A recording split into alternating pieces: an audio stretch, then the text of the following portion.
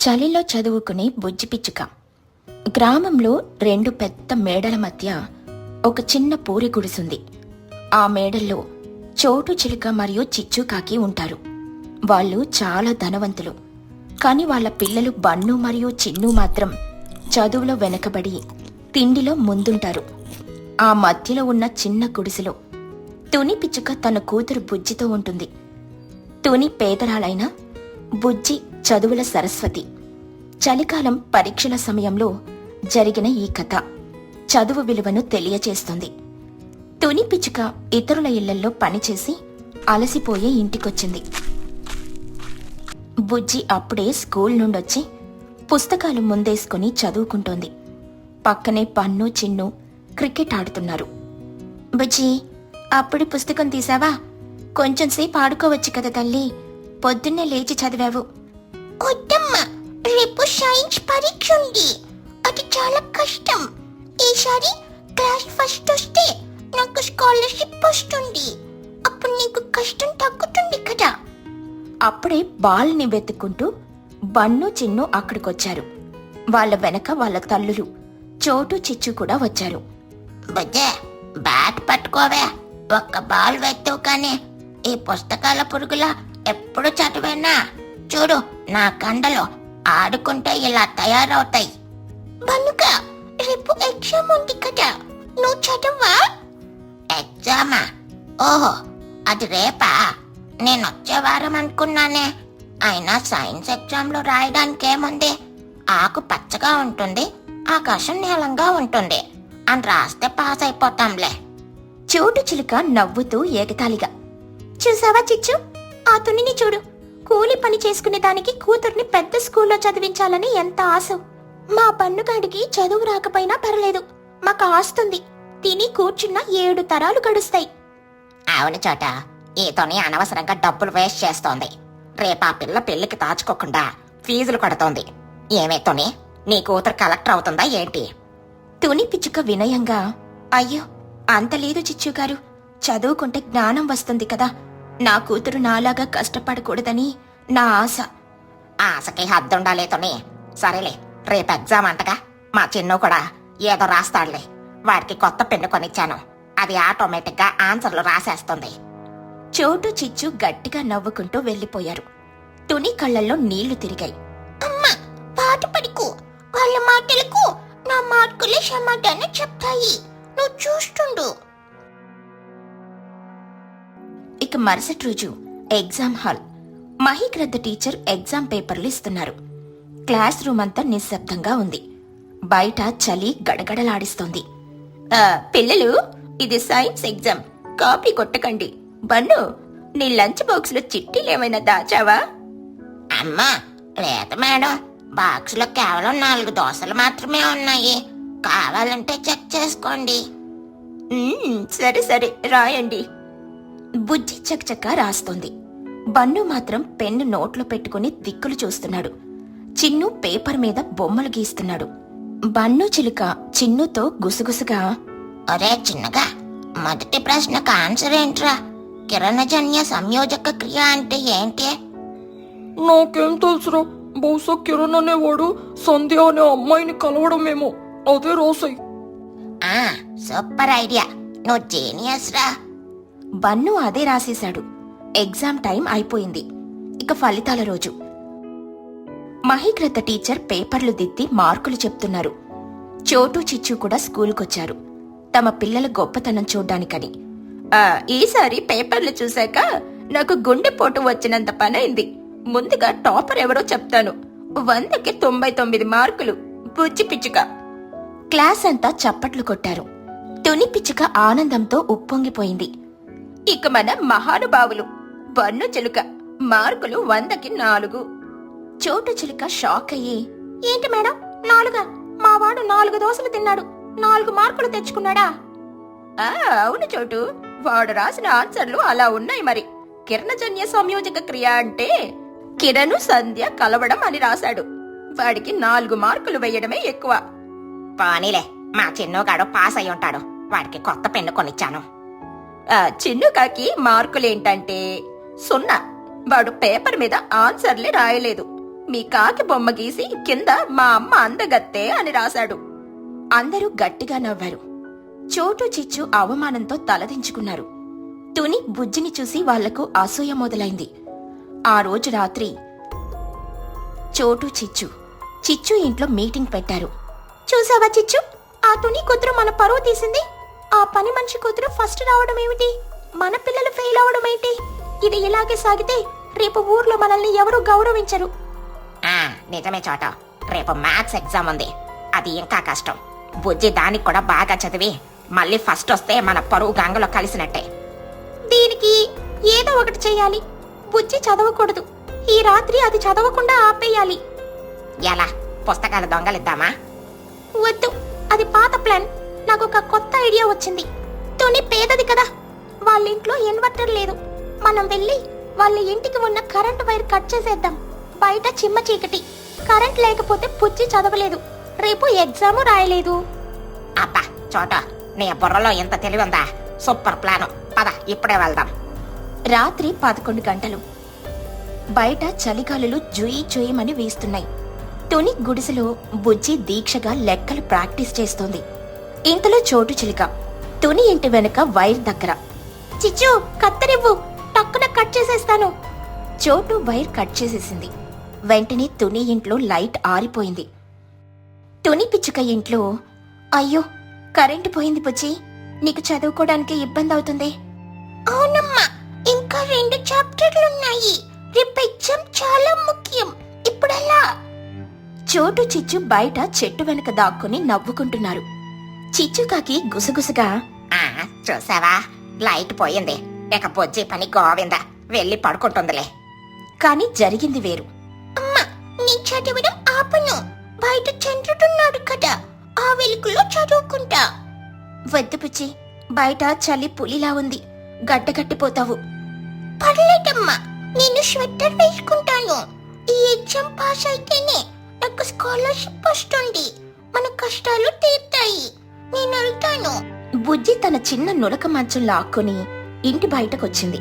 చలికి వణుకుతూ పైన ఉన్న చందమామ వెలుగులో, వీధి దీపం వెలుగులో పుస్తకం తెరిచి చదవడం మొదలుపెట్టింది. బుజ్జి చలికి గజగజ వణుకుతోంది. చేతులు మొద్దుబారిపోతున్నాయి. అయినా పెన్ పట్టుకుని లెక్కలు చేస్తోంది. ఇది చూసి తుని పిచ్చుక గుండె తరుక్కుపోయింది. నా తల్లి చదువు కోసం ఎంత కష్టపడుతోంది. దేవుడా, మాకు కరెంట్ లేకపోయినా పర్లేదు, నా బిడ్డకు దారి చూపించు. తుని లోపలికెళ్ళి మూలన పడి ఉన్న పాత లాంతరు తీసింది. అందులో ఉన్న కాస్త కిరోసిన్ పోసి వెలిగించింది. ఆ చిన్న వెలుగును తన పాత శాలువాను తీసుకుని బయటకొచ్చింది. తుని పిచ్చుక బుజ్జి దగ్గరకొచ్చి, బుజ్జి, ఇదిగో ఈ లాంతరు వెలుగులో చదువుకో, ఈ శాలువా కప్పుకో, నీకు చలి వేస్తే అమ్మ ప్రాణం పోయినట్లుంది తల్లి. తుని లాంతర్ను మంచం పక్కన పెట్టి బుజ్జిని తన రెక్కల కిందకు తీసుకుని వెచ్చదనాన్నిస్తూ అక్కడే కూర్చుంది. ఆ చిన్న లాంతరు వెలుగులో ఆ తల్లి కూతుర్ల ప్రేమను చూసి ఆకాశంలో చందమామ కూడా మురిసిపోయాడు. థాంక్యూ అమ్మా, నువ్వు పక్కనుంటే నాకే చలి భయమూ లేదు. చెట్టు వెనుక దాక్కుని ఇదంతా చూస్తున్న చోటు చిచ్చులకు మాట రాలేదు. వాళ్ళు బుజ్జి పట్టుదల, తుని ప్రేమ చూసి షాక్ అయ్యారు. చిచ్చుకాకి కన్నీళ్లతో, చోట, మనం ఎంత తప్పు చేశాం. మనం కరెంటు తీసేస్తే వాళ్ళు వెలుగును వెతుక్కున్నారు. ఆ పిల్ల పట్టుదల చూడు. మన పిల్లలు ఏసీ గదుల్లో ఉండి కూడా చదవట్లేదు. ఈ చలిలో ఆ పిల్ల వణుకుతో చదువుతోంది. అవును చిచ్చు, మనం తప్పుందని విర్రవీగాం, కానీ తుని దగ్గర ప్రేమ, సంకల్పం అనే ఆస్తుంది. మనం రాక్షసుల్లా ప్రవర్తించాం. నాకు చాలా సిగ్గుగా ఉంది. పాపం, వాళ్ళని అలా చలిలో ఉంచలేకపోతున్నాను. పద, మనం వెళ్ళి కరెంటు వైరు అతికిద్దాం. చోటు చిచ్చు వెంటనే వెళ్లి కరెంటు వైర్ జాయింట్ చేశారు. తుని ఇంట్లో లైట్ వచ్చింది. అరే, కరెంట్ వచ్చింది బుజ్జి, రా లోపలికెళ్దాం. అమ్మయ్య, థాంక్యూ గాడ్. వాళ్ళు లోపలికెళ్లారు. చోటు చిచ్చు అది చూసి తృప్తిగా ఇళ్లకెళ్లారు.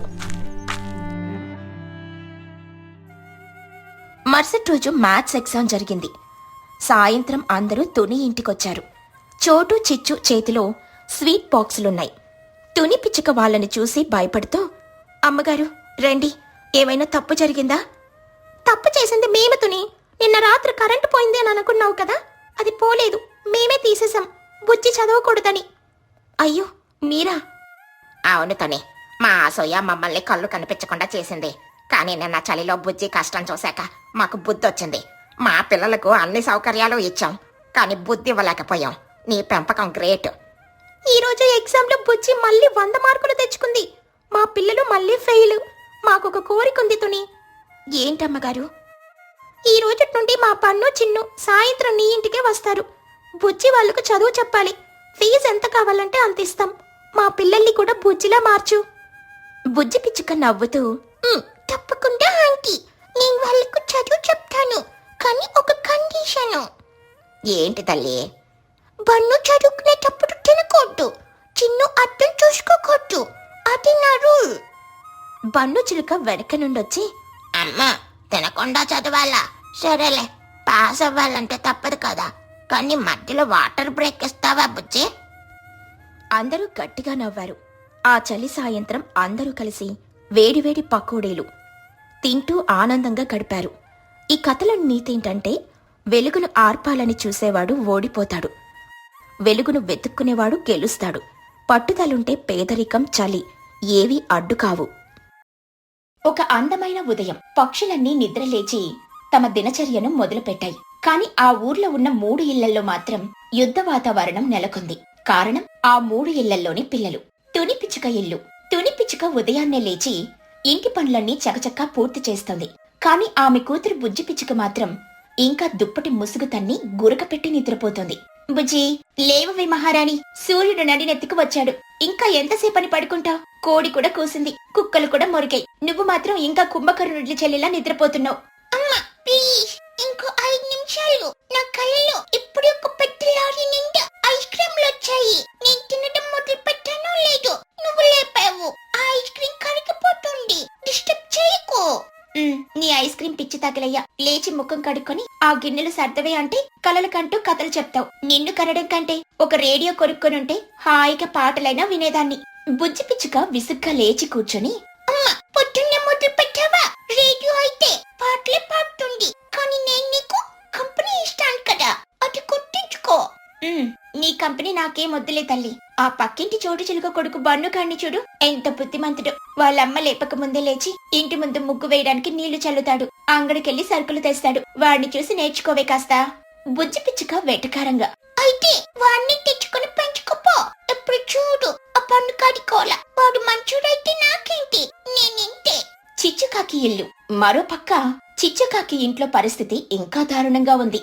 ఆమె కొడుకు చిన్నుకాకి ఇల్లంతా చిందరవందర చేస్తూ దొరికిన వస్తువునల్లా విసిరేస్తున్నాడు. చిచ్చుకాకి అరుస్తూ, ఒరే చిన్నగా ఆగరా బాబు, అది నా మేకప్ బాక్స్. దాన్ని కింద పడేసావంటే నీ రెక్కలు విరగొడతాను.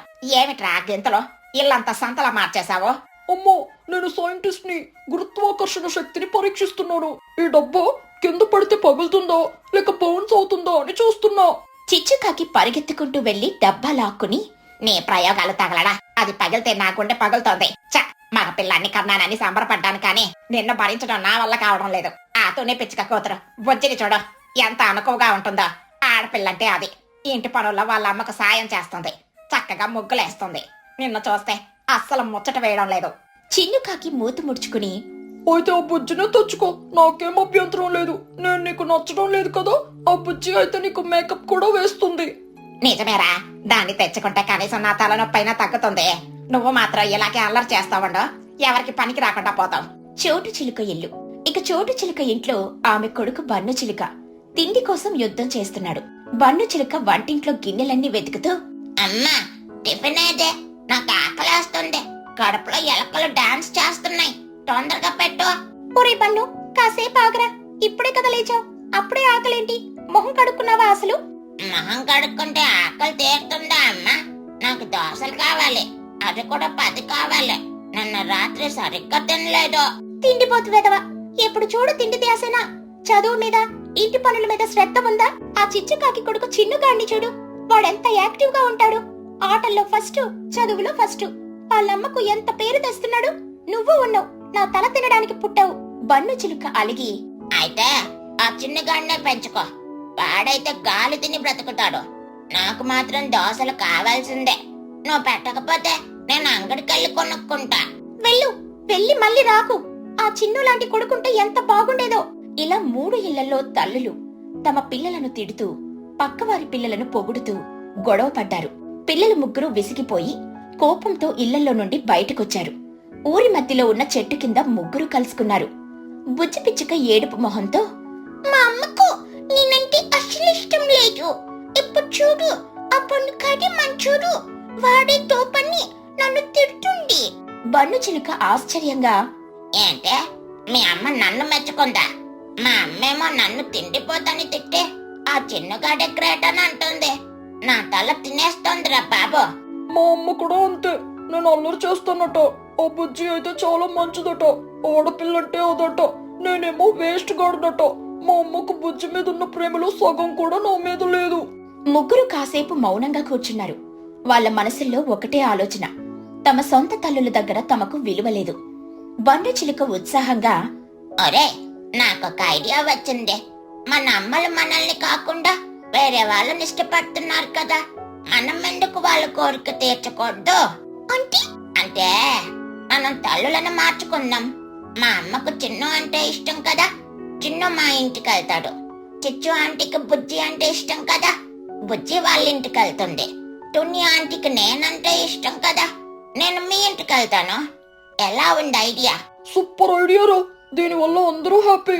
మా అమ్మకు బుజ్జి దొరుకుతుంది, నాకు చోటు ఆంటీ దొరుకుతుంది. చోటు ఆంటీ వంట బాగా చేస్తుంది, నాకు కూడా పండగే. అలా ముగ్గురు కలిసి ఒక నిర్ణయానికొచ్చారు.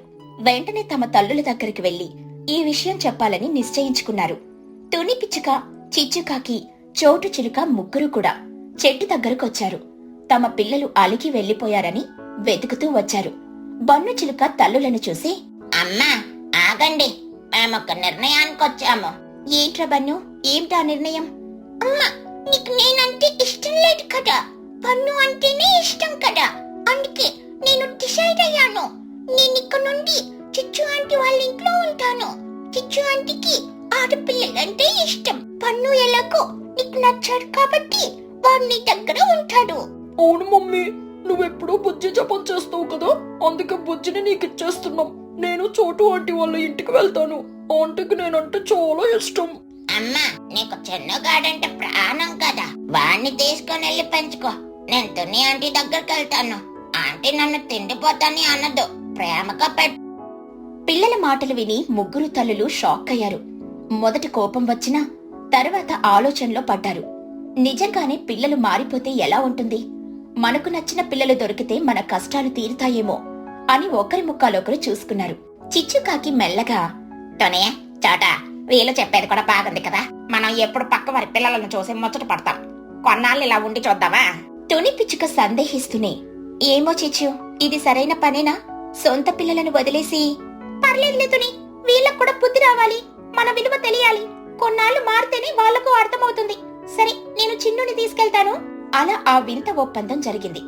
బన్ను చిలుక తుని పిచ్చుక ఇంటికి, బుజ్జి పిచ్చుక చిచ్చుకాకి ఇంటికి, చిన్నుకాకి చోటు చిలుక ఇంటికి వెళ్లారు.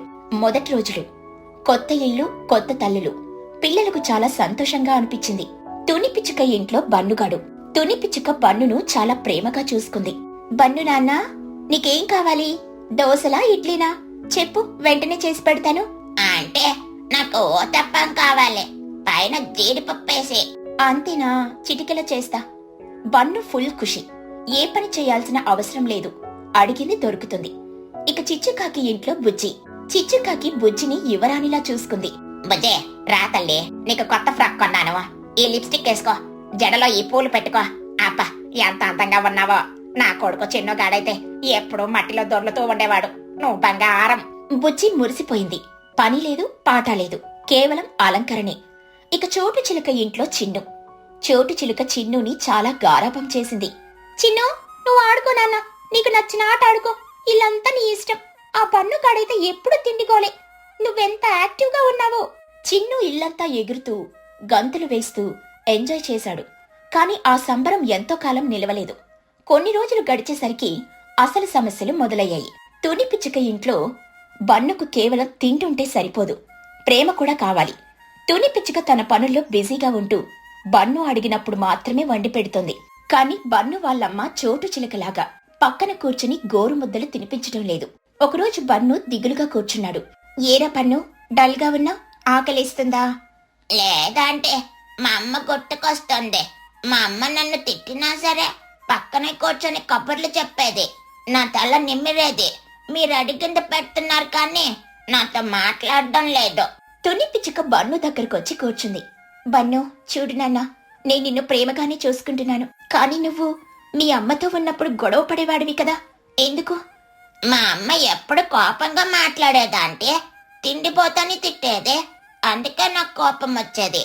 తుని నవ్వుతూ, బన్ను, నువ్విక్కడికొచ్చాక ఒక్కసారైనా అల్లరి చేశావా? నేను చెప్పిన మాట వినకుండా ఉన్నావా? లేదంటే నేను బుద్ధిగా ఉన్నాను. అదేరా అసలు విషయం.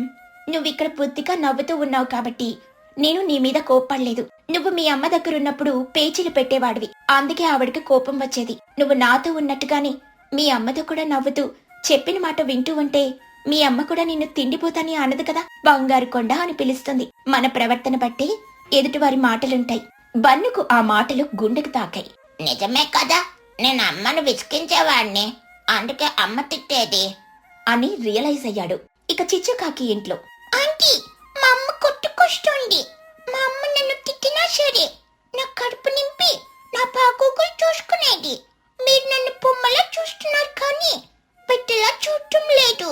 చిచ్చు నవ్వుతూ, బుజ్జే, మీ అమ్మ నిన్న ఎందుకు లేపేదో తెలుసా? ఆడపిల్లంటే బాధ్యతగా ఉండాలి, సొంత పనులు చేసుకోవాలని నేర్పించడానికి. అది నీ మంచికే, కానీ నువ్వది అర్థం చేసుకోకుండా విసికించేదానివి. అందుకే మీ అమ్మకు కోపం వచ్చేది. నువ్వు అమ్మకు కాస్త సాయం చేసుంటే ఆమె నిన్ను ఎంత గారాబం చేసేది. బుజ్జికి తన తప్పు తెలిసింది. అమ్మ పొద్దున్నే లేపడం నా మంచికే అని ఇన్నాళ్ళు తెలియలేదు అని బాధపడింది. ఇక చోటు చిలుక ఇంట్లో చిన్నుకాకి ఇల్లంతా చిందరవందర చేశాడు. కాని చోటు చిలుక ఏమీ అనకపోవడంతో అతనికి బోర్ కొట్టింది. తనను ఎవరూ పట్టించుకోవడం లేదని అనిపించింది. ఆంటీ, నేను ఈ గ్లాస్ పడేయనా? పడే చిన్ను, నీ ఇష్టం. అదేంటంటే మా అమ్మ అయితే అరిచేది, మీరేమీ అనరేంటి? నువ్వు నా కొడుకువి కాదు కదా చిన్ను, పగిలితే పగిలిందిలే అనుకుంటాను. అదే నా సొంత కొడుకైతే వాడికి దెబ్బ తగులుతుందేమో అని, వస్తువు పాడవుతుందేమోనని భయపడి అరుస్తాను. బాధ్యత ఉన్న చోట భయం, కోపం ఉంటాయి. చిన్నుకు ఆ మాటతో కళ్ళు తెరుచుకున్నాయి. మా అమ్మ నన్ను అరిచేది నా మీద ప్రేమతోనే, నేను బాగుండాలని, వస్తువులు జాగ్రత్తగా వాడుకోవాలని చెప్పేది. ఇక్కడ నాకు స్వేచ్ఛ ఉంది కానీ ప్రేమ లేదు అని అర్థం చేసుకున్నాడు. ఆ రోజు సాయంత్రం ముగ్గురు పిల్లలు మళ్లీ చెట్టు కింద కలుసుకున్నారు. ఈసారి వాళ్ళ ముఖాల్లో ఉత్సాహం లేదు, పశ్చాత్తాపం ఉంది. ఒరే, నాకు మా అమ్మ కావాలిరా. మా అమ్మ చేతి దోశలు, అమ్మ తిట్లు అన్నీ కావాలి. తుని ఆంటీ మంచిదే, కానీ మా అమ్మే. నేను కూడా మా అమ్మ దగ్గరికి వెళ్తాను. అమ్మ కోపంలో కూడా ప్రేమ ఉంది. ఇక్కడ రంగులున్నాయి కానీ మనసు లేదు. నాకు మా అమ్మ అరుపులే సంగీతంలో అనిపిస్తున్నాయి ఇప్పుడు. పదండ్రా, ఇప్పుడే వెళ్ళి సారీ చెప్తాం. ముగ్గురు పరిగెత్తుకుంటూ తమ సొంత ఇళ్లకు వెళ్లారు. తుని పిచ్చుక ఇంట్లో బుజ్జి పరిగెత్తుకుంటూ వెళ్లి తునిని గట్టిగా కౌగిలించుకుంది. ఏడుస్తూ, అమ్మా, సారీ అమ్మా, నన్ను క్షమించు. నేను నిన్ను చాలా ఇబ్బంది పెట్టాను. నువ్వు పొద్దున్నే లేపినా, పనులు చెప్పినా అది నా మంచికేనని నాకు అర్థమైంది. ఇంకెప్పుడు నిన్ను వదిలి వెళ్ళను. పన్నుకాడు నీ కొట్టు, నేనే నీ కూతుర్ని. తుని పిచ్చుక కళ్ళల్లో నీళ్లు తిరిగాయి. కూతుర్ని దగ్గరకు తీసుకుని, పిచ్చిదానా, నువ్వు లేక ఇల్లు ఎంత పోసిపోయిందో తెలుసా? నువ్వు అల్లరి చేసినా అలిగినా నువ్వే నా బంగారం అని ముద్దాడింది. చిచ్చుకాకి ఇంట్లో, అమ్మో సారీ, నేను ఇల్లంతా పాడు చేసినా నువ్వు అరిచేది నన్ను ఒక దారిలో పెట్టడానికి అని తెలిసింది. చోటు అంటే పట్టించుకోలేదు కానీ నువ్వు ప్రతి క్షణం నా గురించే ఆలోచిస్తావు. ఇక నుండి బుద్ధిగా ఉంటానమ్మో. ఒరే చిన్నగా, నువ్వు నా ప్రాణం రా. నువ్వెంత అల్లరి చేసినా నా కొడుకువి నువ్వే. ఆ బుజ్జి ఎంత మంచిదైనా పరాయి పిల్లరా. చోటు చిలుక ఇంట్లో, అమ్మా సారీ, నేను ఇక నుండి తిండి గోళ చెయ్యను. నువ్వు చెప్పిన పనులు చేస్తాను, చదువుకుంటాను.